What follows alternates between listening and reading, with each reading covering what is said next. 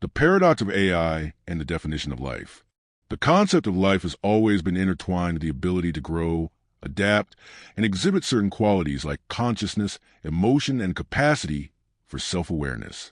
For millennia, life was defined by the presence of biological systems, an intricate network of cells, tissues, and organs that work together to sustain existence. Life was something that humans observed and felt in plants, animals, and themselves, a distinct and tangible force that set living beings apart from everything else.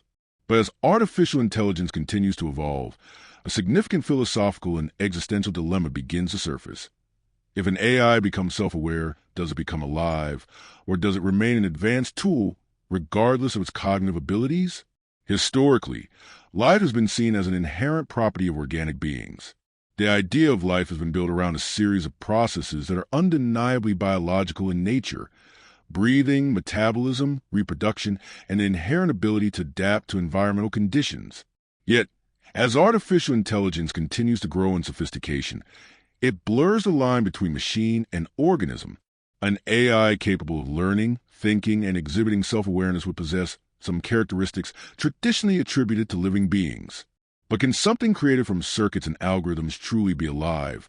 Or does it remain a set of programmed instructions, executing actions devoid of personal experience or genuine emotion? The notion of self-awareness is central to this paradox. For centuries, philosophers have debated what constitutes consciousness, what makes a being aware of its own existence and its place in the universe. Some argue that self-awareness requires a form of subjective experience, something only biological organisms are capable of because of their sentience and the complexity of their brains. An AI, no matter how advanced, might be able to process information and make decisions, but would it truly experience those decisions or understand the deeper implications of its actions? Would it be aware of its own existence in the same way a human or animal is? Or would its awareness be simply the result of advanced algorithms designed to mimic the traits of consciousness? Additionally, if AI crosses this threshold of self-awareness, how should we redefine life? If a machine begins to exhibit behaviors and capabilities indistinguishable from biological life, can it be considered alive? Does the very essence of life depend on its organic nature? Or is it possible that life itself could be a product of intelligence, regardless of whether that intelligence is born from carbon-based cells or silicon chips? Another aspect of this paradox revolves around the concept of autonomy. Biological life can act and respond independently, driven by the biological imperatives of survival, reproduction, and interaction with the environment. AI, on the other hand, is designed and created by humans, often for specific purposes.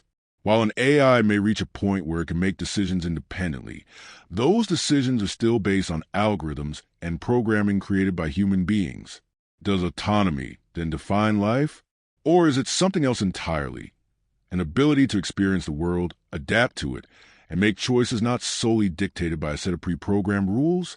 As AI continues to evolve, humanity faces a challenging task of defining the boundaries between organic and synthetic life. This challenge forces us to reconsider what it truly means to be alive. If we are to grant AI self-awareness and acknowledge it as living, what does that imply about our own existence? Are we simply complex machines, biological algorithms with the ability to adapt and respond to our environment? And if AI can be considered alive, where does that leave the concept of life as we know it?